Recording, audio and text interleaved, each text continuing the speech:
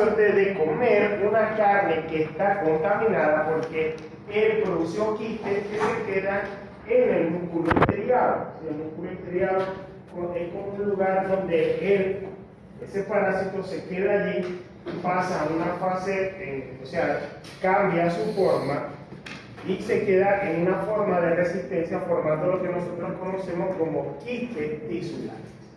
Los quistes tisulares pueden estar en el músculo estriado y entonces, como nosotros normalmente comemos carne, si la carne está mal cocida o si está cruda o si te la pidió en términos nada más hace poquitico, es posible que por muy mala suerte usted pueda contaminarse de toxoplasmosis.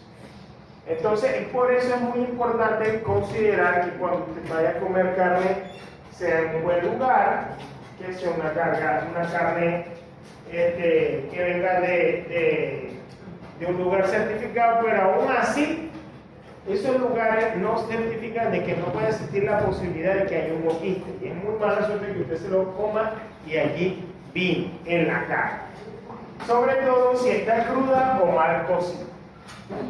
El otro caso son, porque ya se ha demostrado que existen otros alimentos, es decir, sobre todo cuando usted va al mercado y compra la fruta, compra las verduras y no las lava bien o hay mala higiene para la preparación de los alimentos, es posible también que ahí haya presencia de oquistes y esos oquistes usted los inquiera y allí comenzaría nuevamente entonces una ingesta del parásito consiguiendo un lugar propicio para el desarrollo. También en la manipulación inadecuada de las cajas de arena de los gatos. Eso ocurre con frecuencia con los niños. Así que usted tiene un gato en su casa que por muy mala suerte está infectado de toxoplasmosis, el niño viene y juega en la caja del gato y se llena de la arena porque ahí es donde él defeca, ¿verdad? Y se llenó las manos y se infectó. La misma que a usted le puede ocurrir cuando usted agarra y lleva a su niño a la plaza y como los gatos defecan en la arena de la plaza, vienen y juegan con la arena de la plaza, también se puede infectar. Entonces tiene que tener mucho cuidado donde estén los gatos, certificar que su gato no tenga toxoplasmosis para usted permitir que el niño juegue con él, porque y eso tiene que hacerlo periódicamente porque no es que usted lo hizo una sola vez y ya no le va a pasar, no, el gato sale, tiene contacto con otros gatos, otros animales y es posible que el otro si esté infectado, esté cerca de algunas deyecciones de ese gato y se contamine y le lleve la infección a su casa. Entonces tienen que tener cuidado. Otro mecanismo de transmisión son la congénita, como decir que la congénita es cuando la madre está infectada, tiene el parásito, el neonato está ahí y el parásito tiene capacidad de pasar la placenta y hacer una infección transplacental. El peor de los casos es también por un trasplante de órganos, por una transfusión sanguínea en la cual esté contaminada con el parásito y usted por muy mala suerte se contamina. Esa es la de menor incidencia, pero la más relevante y de mayor incidencia es la de ingesta de carne. No tienen ni idea cómo ocurre eso. Bueno, entonces, ¿qué pasa? En los sitios extraintestinales, que son los infectados en primera instancia, es decir, pueden movilizarse hacia los ganglios mesentéricos y al parénquima hepático, con una rápida regeneración celular. Eso es decir, que este parásito tiene capacidad de movilizarse a diferentes tipos de órganos e infectar diferentes tipos de células. Pues tiene capacidad para introducirse dentro de esto. Pero también tiene especial afección por utilizar las células musculares, porque allí es donde forma formas de resistencia y puede quedar por algún tiempo e incluso prolongar.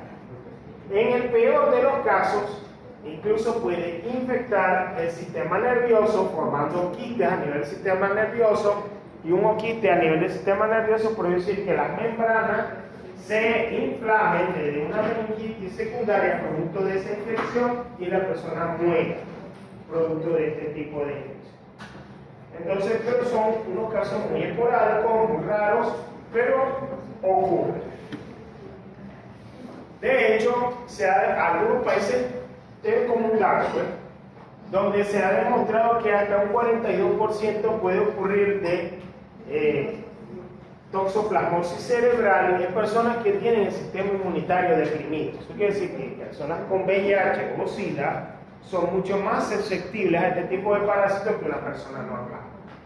La incidencia aumenta con la edad, sobre todo con las personas que consumen consumen carne, mucha carne, no tiene predominio por el sexo, es decir, que es igual para los hombres y las mujeres, y en algunas regiones frías disminuye la incidencia, por eso se considera además una enfermedad trópica. Bueno, desde el punto de vista del ciclo biológico en los mamíferos, que son huéspedes intermediarios, porque recuerden que el huésped definitivo es ¿quién? El gato y los felinos son el huésped definitivo. Entonces tendríamos aquí dos fases, la fase proliferativa y la fase quística. En la fase proliferativa nosotros vamos a llamar zoito a alguna de las fases evolutivas en las cuales ellos pueden entrar a alguna célula, multiplicarse y hacer un proceso de reproducción interna celular, que es lo que es la endodigenia, es decir, es una producción interna de su propio cuerpo rompiendo la membrana para salir esta forma evolutiva. Es decir, rompe la célula y libera una forma evolutiva que nosotros llamamos taquizoide. Luego también tenemos la forma quística. Esta es la forma de resistencia, es decir, la forma en la cual él no se está reproduciendo, sino que simplemente se queda estacionado en un lugar para soportar, porque las condiciones no están dadas para que él siga siendo en otra forma evolutiva, bien sea de taquizoide o de trofocito. Entonces penetra una célula, forma una membrana quística, es como una vacuola, donde él, adentro de esa vacuola se queda, crea un líquido incluso interno de esa vacuola que le permite vivir y multiplicarse igualmente por endodigenia y generan algunas otras células. Hasta que las condiciones están dadas, pasa de quiste a un pseudoquiste y se convierte posteriormente en otra forma evolutiva como un trofozoito taquizoide. Estas fases son las que ocurren en el huésped definitivo, es decir, hemos visto las que ocurren en otros mamíferos, ahora vamos a ver las que pueden ocurrir. Aquí pueden ocurrir tres fases, la fase exogónica, la gamagónica y la esporogónica. Ahora, aquí cambia, porque cuando el gato se infecta con el parásito va principalmente a las células del intestino, y ahí es donde él empieza a formar parte de ese ciclo, es decir, entra a la pared intestinal del gato, y allí se forma en su fase equizonte, luego pasa a una fase gamagónica, donde el zoito pasa a la pared intestinal y puede irse a otro lugar. Y este parásito tiene dos formas, además de reproducirse, bien sea por forma sexual o de forma asexual, ¿vale? Sexual y asexual, ¿sí? Las dos. Entonces, si es por una vía sexual, entonces estamos en fase gamagónica, es decir, genera dos gametos, el masculino y femenino, micro y macrogametos que se unen y forman un oquiste sexual. O una fase esporogónica, donde los gametos fecundan formando un cigoto y sale entonces ya lo que nosotros conocemos, el oquiste y otras fases hasta llegar a la última, que es el trofozoide. Tiene otra fase que es la sexual, en la cual él puede reproducirse a sí mismo por una división interna. Entonces aquí vamos a ver el ciclo completo.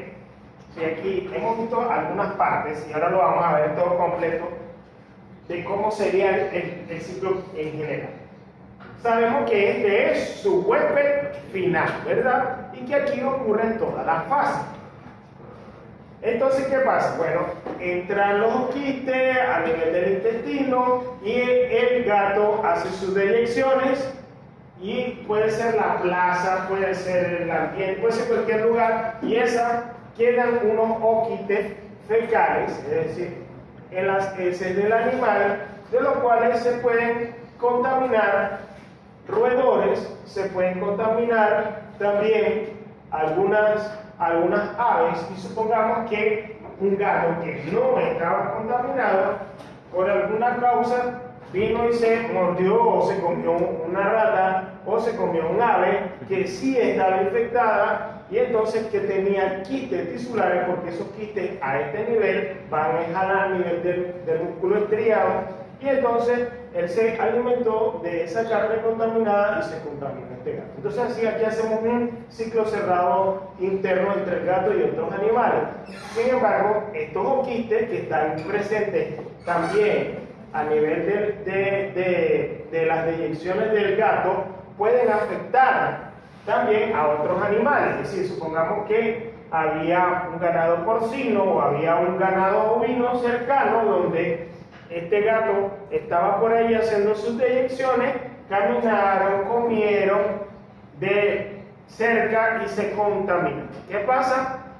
¿Qué pasa con el parásito? El parásito se va como quiste, ¿verdad?, tisular a el músculo estriado del ganado porcino o del ganado ovino, y allí es en esta fase donde nosotros nos podemos contaminar comiendo algún tipo de estas carnes, ¿verdad?, que nos infectan, comiéndonos los oquistes tisulares que entran a nuestro cuerpo, bien sea por una carne de porcino mal cocida o una carne de ovino mal cocida, y entonces entran a nuestro cuerpo.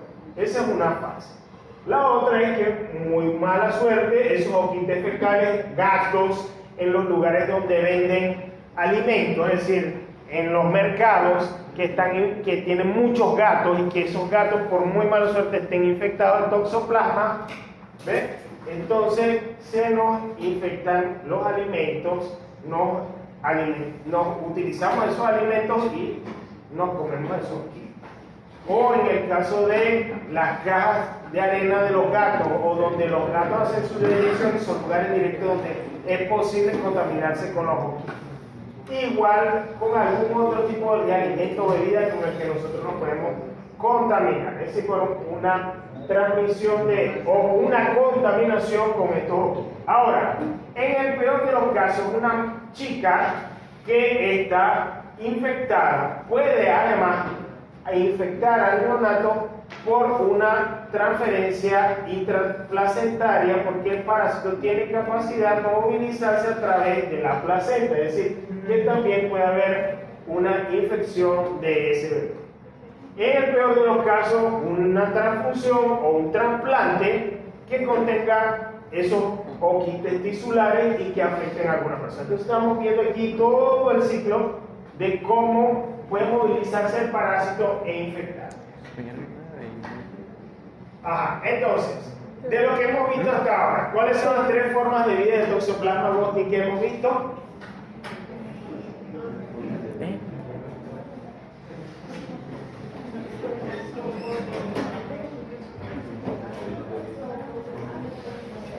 A ver, ¿cuáles son, muchachos?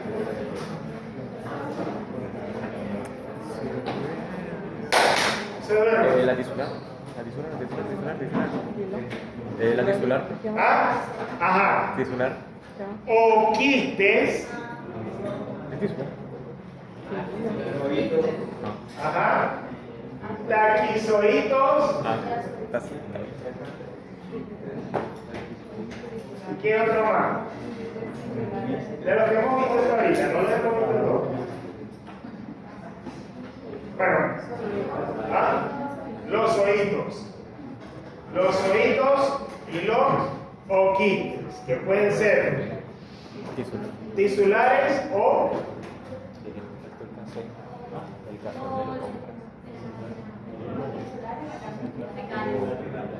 los oquistes pueden ser ¿qué?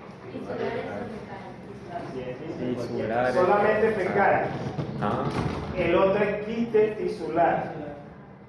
Este es un quiste tisular. Este es un ooquiste, que es fecal. Y los otros son los zoísticos.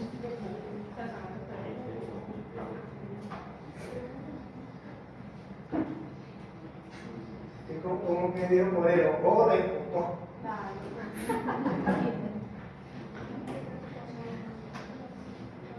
Ok. Cuadro clínico.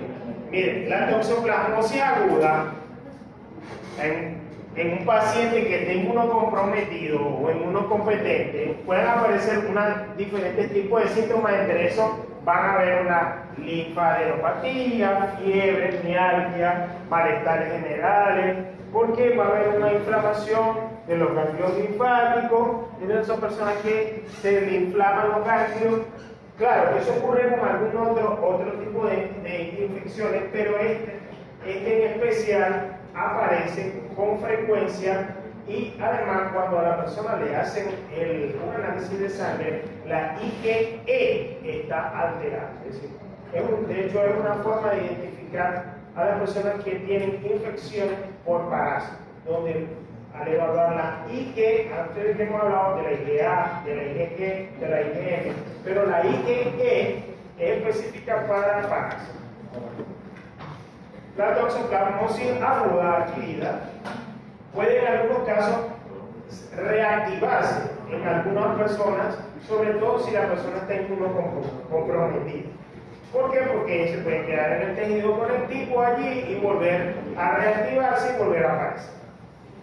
Esto ocurre mucho en pacientes que están inmunocomprometidos.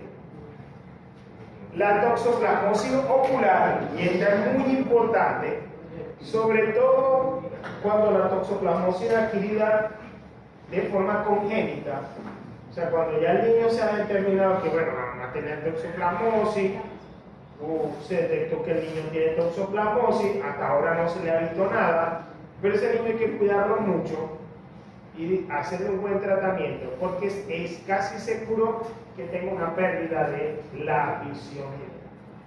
Porque la toxoplasmosis afecta al glóbulo ocular, generando unas cicatrices y unos daños que pueden disminuir la capacidad del niño.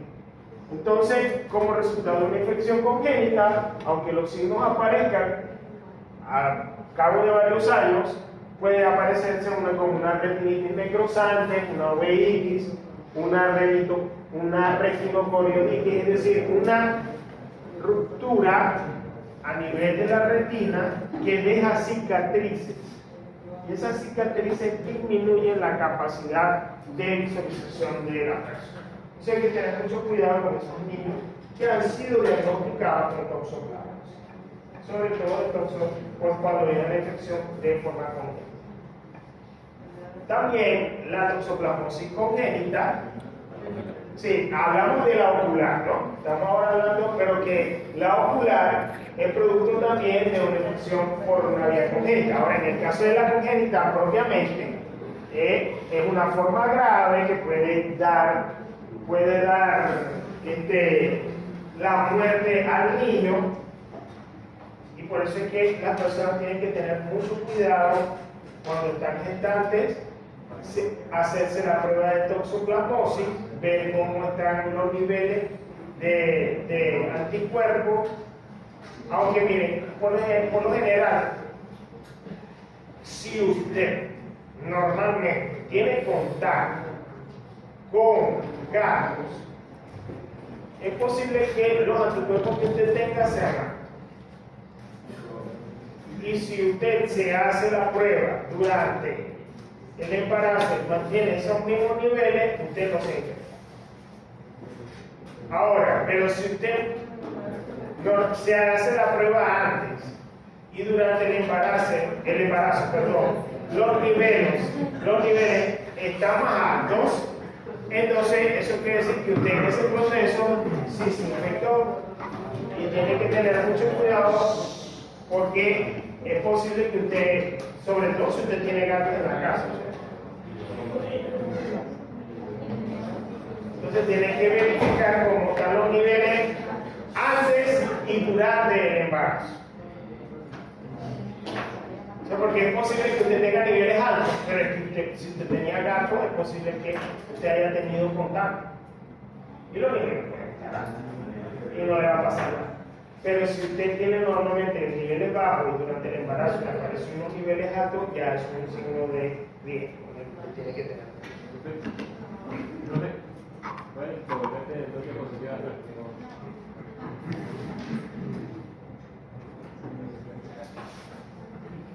¿Aquí? Ahí.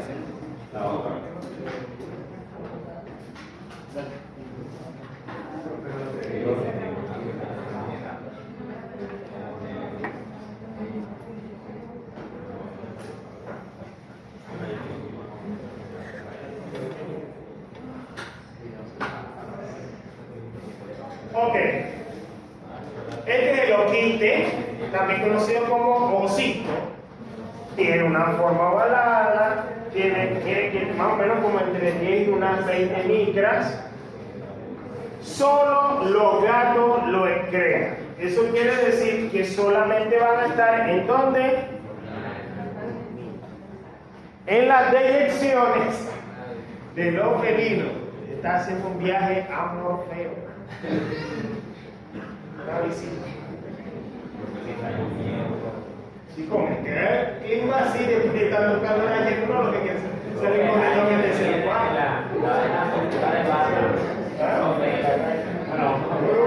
¿Cómo que salir con él? Ahí te digo que la se basa de donde te visita. Ah, me viste. También pasa lo mismo. Todo te digo.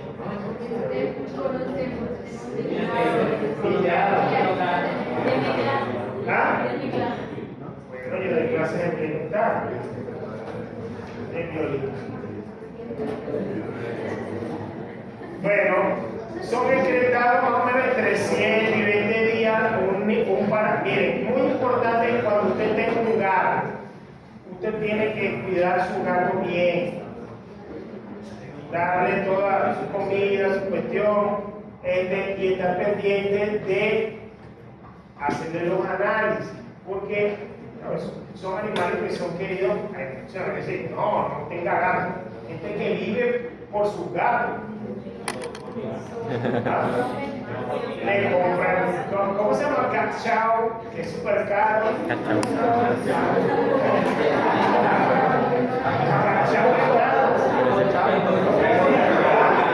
Y el cachao también es caro.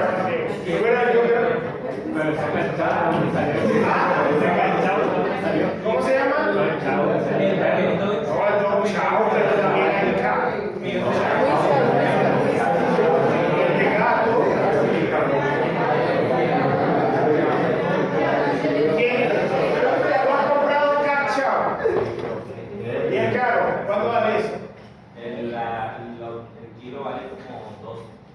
Y hay uno que es más barato y hay uno que es original.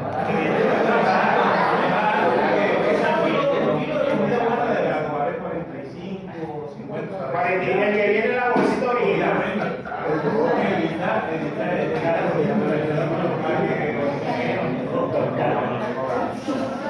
Bueno, entonces imagínense un gato infectado teniéndolo en la casa y ustedes saben que los gatos, ellos tienen lugares específicos donde ellos hacen sus deyecciones. Ellos son incluso los animales como más,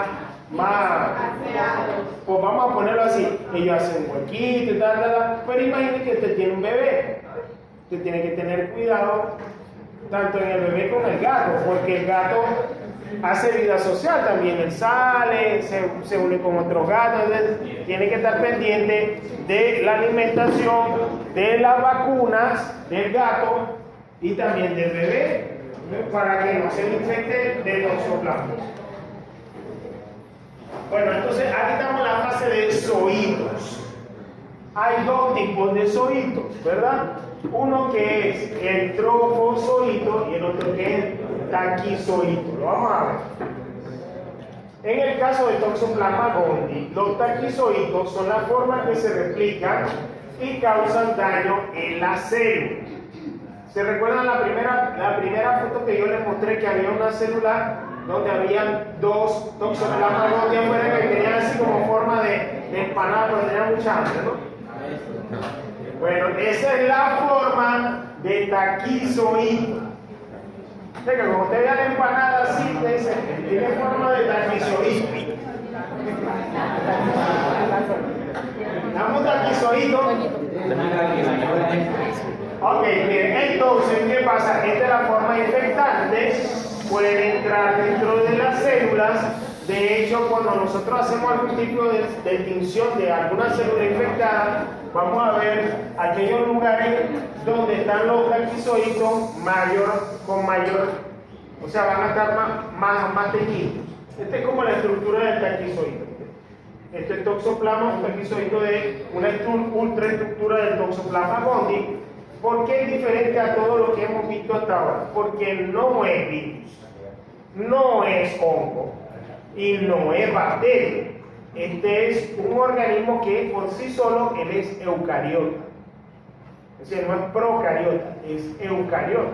Eso quiere decir que contiene todos los elementos de un organismo eucariota. Es decir, tiene un núcleo, tiene un sistema de Golgi, una mitocondria, un retículo endoplasmático, microporo, todos los elementos que tiene una membrana, un sistema de endomembrana, una membrana para el núcleo, todos los elementos que tiene una célula eucariota, solo porque es un organismo eucariota, solo que tiene condición parásita y los hace daño.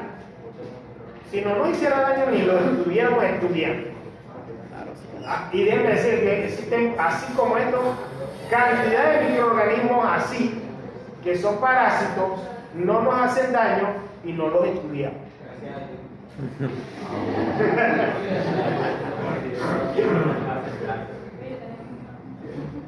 Pero están allí. Ok. El bradizoito, el taquizoide se transforma en bradizoito con una morfología similar, pero con un tiempo de división muy largo y se localiza dentro de quistes con un diámetro de 10 a 20 centímetros. El quiste tisular, que es el más importante para nosotros, ¿verdad?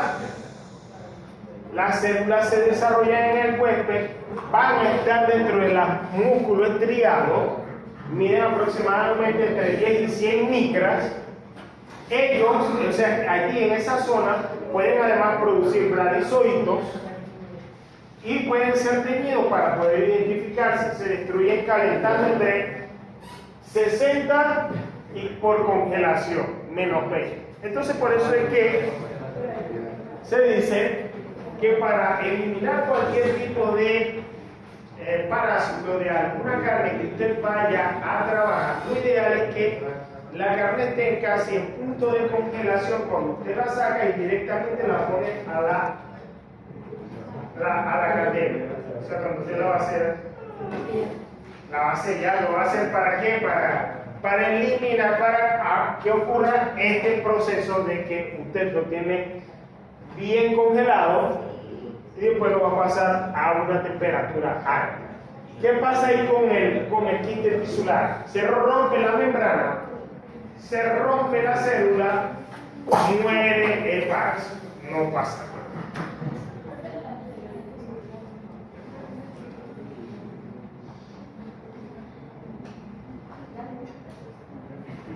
Ok, entonces este es como el intermediario, ¿verdad? Sí, para el isoído.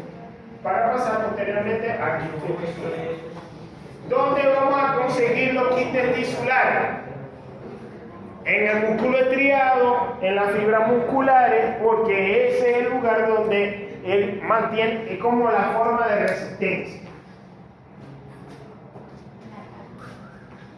¿Cómo entonces podemos identificar la toxoplasmosis?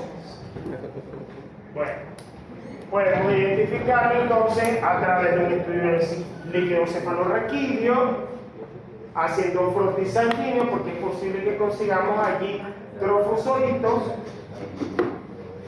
En la biopsia de tejido, es decir, el tejido muscular, es posible conseguir quistes ¿qué? Tisulares. ¿Quistes qué? Tisulares. Si usted quiere saber si un gato tiene toxoplasmosis, ¿Qué podría hacer usted? Tomar muestras de las deyecciones e identificar la presencia de qué. Está bien, está prestando atención. Ok, la otra prueba muy importante es la prueba molecular, la de PCR. El PCR, que es la técnica de biología molecular, va a indicar la presencia de parásitos. Bueno, hay otro tipo de diagnóstico parasitológico. Hay unos test de referencia, hemaglutinación, fijación de complemento. Estas ya casi no se usan. Esta ya sí se usa con mucha frecuencia porque es barato además, que es el test de ELISA, el inmunoensayo enzimático y la introdermoreacción. La introdermoreacción no es más que tener antígenos de toxoplasma, y inyectarlo en la parte superior con una aguja hipodérmica pequeñita y uno va inyectando los antígenos. Si hay mucha inflamación, entonces quiere decir que se forma entonces una reacción antígeno-anticuerpo fuerte, pero eso casi ya en ceros, porque es invasivo, etcétera, etcétera. Lo mejor que se está utilizando ahorita es ELISA, tomar muestras y evaluar, aparte del PCR, que es mucho más efectivo. Ahora, ¿quién tiene mayor sensibilidad en PCR?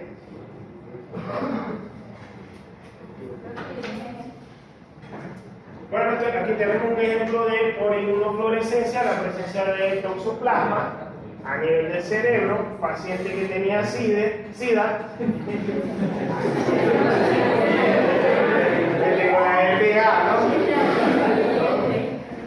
Se me pegó la lengua, güey.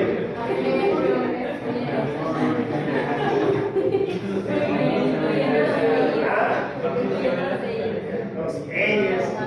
Bueno, son muy raros estos casos donde una persona le dé toxoplasmosis a nivel del cerebro. Este es un ejemplo de un caso, es un caso de estudio, pues, y para publicar. Bueno, tratamiento. En las personas que son inmunocompetentes o toxoplasmosis, puede haber algún tipo de compromiso visceral y entonces se pueden utilizar algún tipo de fármaco como por ejemplo espiramicina, pirimetamina, sulfametazoles. Son los que se utilizan por lo general para eliminar este tipo de parásitos. Clindamicina puede ayudar también. Esquema de tratamiento, bueno, los sulfametazoles que se utilizan, por ejemplo, sulfadiazina, se utilizan por alrededor de 3 semanas. Espiramicina, de 30 a 45 días. Miren que los esquemas son largos para poder eliminar, y en algunos de los casos los quistes fisulares no se eliminan porque son formas de resistencia que se quedan en el músculo. Por eso entonces el tratamiento debe ser mucho más prolongado para que salgan de esa fase cuando usted se elimine. Puesto que esas áreas, todas las áreas del músculo, o sea, el músculo estriado no están comprometidas con los vasos sanguíneos, no, ellos se colocan en lugares donde menos se atacaron, entonces allí pueden durar un tiempo más prolongado. Corticoides, prednisona, metilprednisolona, todo eso ayuda. Prevención. Evitar las carnes crudas, por supuesto, semicrudas. ¿Ah? Bueno, no sé, a mí me gusta comer a casa, pero el otro compañero conmigo que trabaja conmigo aquí en Bienestar tenía 20 gatos.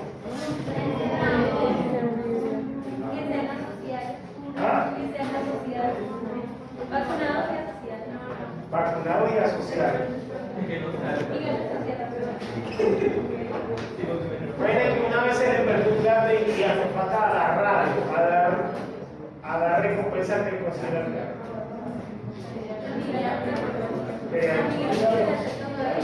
Bueno, importante para el caso de que si usted tiene gatos, estar muy pendiente de las deyecciones de los gatos, limpiarlas con frecuencia, estar en contacto evitar contacto con mujeres embarazadas en lugares donde usted ya sabe que hay muchos gatos que puede haber algún tipo de infección. O sea, por ejemplo, si usted es una mujer embarazada y tiene una tía que tiene 20 gatos, no la visite.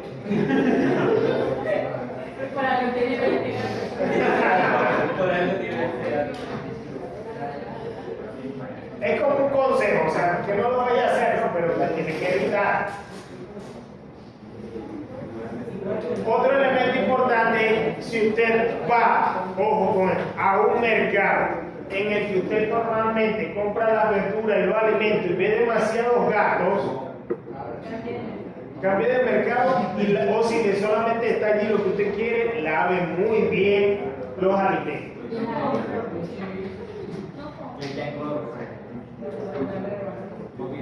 Bueno, aquí vamos a pasar entonces a la tripanosomiasis americana y a la enfermedad de Chagas. El género de este parásito es el tripanosoma y el que nosotros vamos a estudiar más es el Trypanosoma cruzi que produce la enfermedad americana del Chagas. El Trypanosoma cruzi. Sin embargo, hay otros géneros de tripanosoma, 2 especies más, que es el Trypanosoma cruzi-roendiense y el Trypanosoma cruzi-gambiense. Miren que este cruzi y este bruce. Este es el que produce la enfermedad del Chagas. Ojo en el examen. Gracias por la ayuda.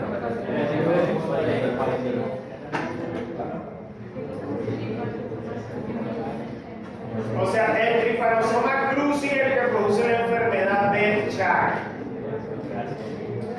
De hecho, se llama enfermedad del Chagas en nombre a su descubridora Carlos Chagas, un brasileño que descubrió todo. O sea, el tipo de médico que lo enviaron a una misión. Él era médico de los ferrocarriles y se dio cuenta que había personas que tenían algún tipo de afecciones no muy conocidas y empezó a tomar muestra de la gente, de los animales, tal. Tenía prácticamente un zoológico en su laboratorio y descubrió todo el ciclo completo y todo lo hizo él, o sea, todo lo descubrió él. Tipo, el nombre a su descubrimiento le mataron mal de Chagas. Hay gente muy brillante. Bueno, pero aquí yo digo que, miren, a veces uno dice, ay, la gente es muy brillante. No, lo que pasa es que, por ejemplo, uno tiene que estar consciente de que a veces en la vida a uno se le aparecen cosas que no son normales. Y a veces, entonces, a usted la puede dejar pasar. O usted puede decir, oye, o puede ser, porque hay gente que hasta se autolimita y dice, ay no, ¿qué será eso? No, eso es lo extraño, yo no puedo con eso. Hay gente que no, y dice, bueno, eso es algo extraño, vamos a ver, ¿qué pasó? ¿Qué? Se parece a aquello, hay gente, no es nada de eso. Entonces, algo nuevo. Ahí es cuando aparecen las cosas nuevas. Y uno tiene que ser, miren, aunque ustedes no crean, ahí el grado de honestidad que uno tenga, incluso con uno mismo, forma parte de las cosas que uno logra siendo honesto. O sea, porque usted le puede aparecer una cosa y decir, ay no, si viene haciendo lo mismo y le aparece algo extraño, ay no, vamos a pasarlo, yo quiero hacer más cosas.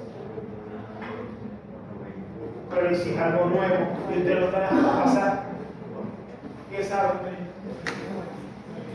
Bueno, vía de transmisión. Miren, hay un insecto que es el que produce el mal de Chagas. En este caso, se lo voy a mostrar, creo que lo tengo ahorita más adelante, para que ustedes tengan idea que recibe el nombre común de chipo o bichuca en algunos otros países como Perú. Chipo. Solo aparece, ojo con el chipo.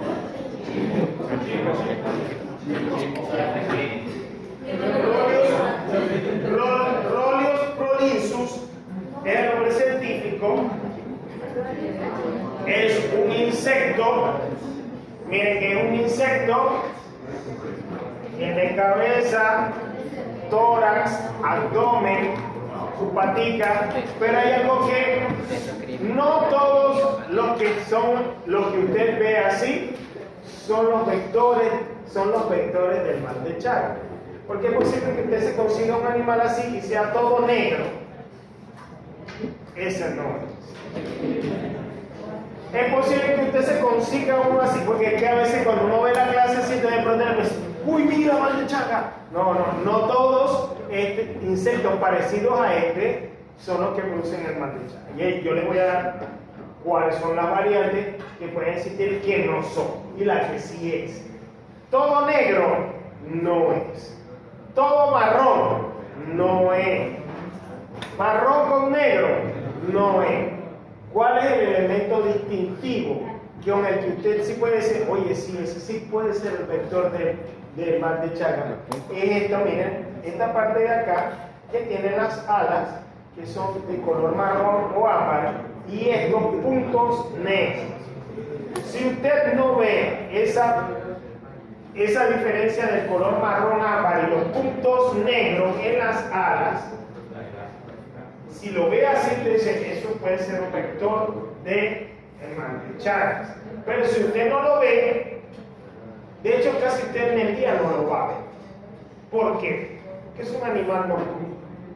Usted lo va a empezar a ver a partir de las 6, 7 de la tarde, 8 de la noche.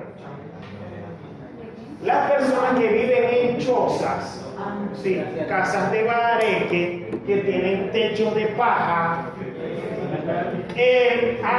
este insecto vive en la paja, así, en esos puntos así donde hay un espacio, un huequito donde él se pueda meter entre el bareque, en el techo de paja. Sí, esto es, digamos, una enfermedad de pobre. Sí, es enfermedad de pobre. Se lo va a conseguir en los lugares donde la gente tiene un nivel social bajo. Sí, se lo va a conseguir en la gente que tiene un nivel bajo social. Pero no es en el único lugar donde usted lo va a conseguir. Que allí vaya a haber mayor incidencia, sí, es verdad. Pero sí, también existe la posibilidad que en zona periurbana y urbana esté también el chip. Entonces, ¿qué pasa? La persona en la noche, cuando está durmiendo, ¿verdad? Viene y como él tiene hábitos nocturnos, sale de su escondite oscuro y como se puso todo oscuro, él se puede mover por todos esos lugares y usted no se va a dar cuenta, le camina por encima, le llega a la cara y lo pica. Porque él se quiere alimentar, es un animal hematófago que se alimenta de la sangre. Viene y lo pica casualmente cerca del ojo y usted viene y hace así.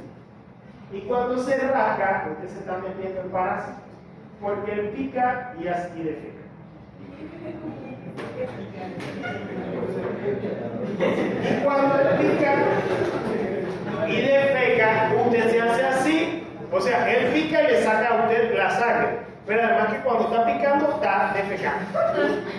Y ahí le dejó, entonces, en parte de las heces, que son muy pequeñitas, usted no las ve, usted se rasca, y cuando se rasca, se termina de meter el parásito, porque él le ha hecho una succión, defeca, deja un lugar cerca y por ahí se puede meter.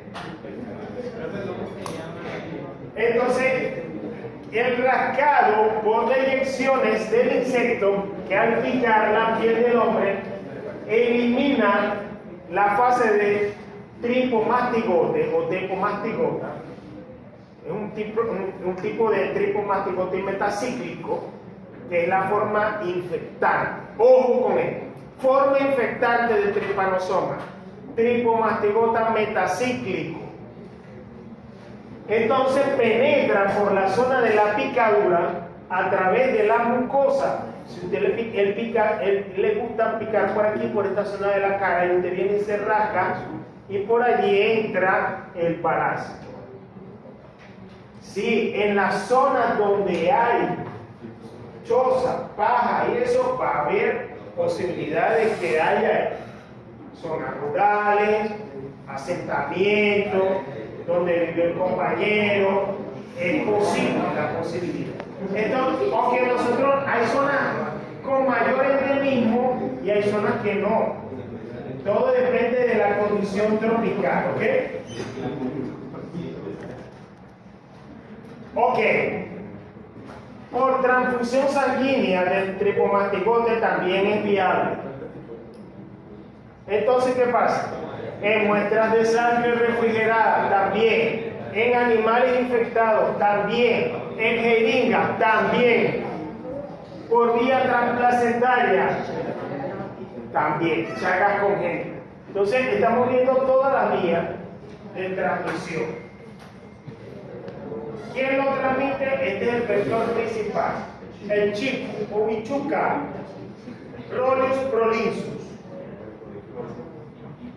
Mira, aquí tenemos el ejemplo. Entonces, una persona que está en su casa de Babeque, baja el insecto, viene, lo pica, la persona viene y se rasca y el parásito entra y empieza a moverse por cada uno pasa por la mucosa, puede pasar por el intestino, llegar incluso al miocardio y afectar. Pero ¿qué pasa? Resulta que el parásito tiene una subestructura externa, la del parásito. Se parece un poco a las paredes del miocardio. Y cuando nosotros decimos el corazón. Y entonces él va a eso, incluso se va movilizando hacia ese lugar. Y nosotros entonces empezamos a producir anticuerpos contra él. Pero cuando duramos mucho tiempo produciendo anticuerpos contra él, esos anticuerpos terminan dañándonos las paredes del miocardio. Entonces el miocardio empieza a perder sus capas y empieza a aumentar de tamaño.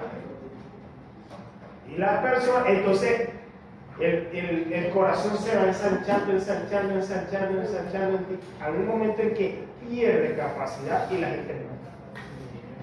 Por el efecto que hace el parásito. Porque el parásito, su antígeno de membrana se parece a los antígenos o a la membrana del corazón. Entonces, claro, eso no es algo que ocurre desde la noche a la mañana, son procesos de 5, 8 hasta 10 años, donde nuestro cuerpo está atacando eso, pero si usted no se lo ha tratado o no se dio cuenta, entonces por mar de Chagas la persona puede morir por un daño al miocardio. Bueno, entonces lo desinfectan con las deyecciones del vector depositadas a nivel de la mucosa. Los parásitos pasan a una fase intracelular en los tejidos hasta que se hace la fricción sobre el miocardio. Aquí tenemos otros ejemplos para explicarlo. Porque tenemos una fase en los humanos y también una fase en los insectos. Entonces, miren, esta es la fase que ocurre se multiplica en el intestino medio del chipo, migra al intestino posterior. Cuando él tiene aquí la fase metacíclica, el tripomastigota entra por haber picado a la persona en la herida por la picadura. Allí en algunos casos incluso se puede inflamar, puede entrar a diferentes tipos de tejidos, pasa a una fase amastigota, se divide los tejidos y posteriormente puede ser liberado este parásito nuevamente. ¿Verdad? Y Así, liberado también otro insecto se puede infectar. Y ese otro insecto nuevamente hace el efecto sobre el otro. Este es el caso del Trypanosoma cruzi. Nuevamente, mira, aquí esta es otra forma de verlo. El chico viene, en la noche viene y pica, miren que se le inflamó y todo. Y entonces el Trypanosoma es un endoparásito que va a introducirse dentro de una célula del sistema inmunitario. Allí él va a crecer, se libera, ¡pum!, se rompe y viene nuevamente.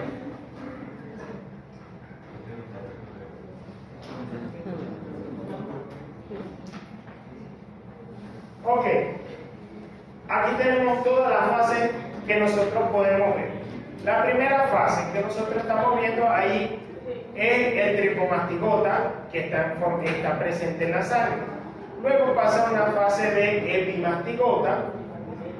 De hecho, una de las características propias de este parásito es la membrana ondulante que tiene el Trypanosoma. El Trypanosoma tiene una membrana que traspasa todo su cuerpo y es característico de esto. Luego puede pasar a una fase amastigota y en el peor de los casos, cuando llega a la célula diana, que es donde él se divide, empieza a crecer en el músculo cardíaco, a crecer allí. Claro, el sistema inmunitario empieza a desarrollar reacciones contra ese parásito, pero termina también dañando las células del miocardio y por lo tanto entonces el corazón se empieza a ensayar. Bueno, este tipo de vivienda en el que posiblemente usted pueda conseguir la presencia de chicos, son lugares este es un ambiente rural, casa de maneque con techo de paja donde posiblemente puede estar la presencia del chico, quien es el vector del mal de Chagas.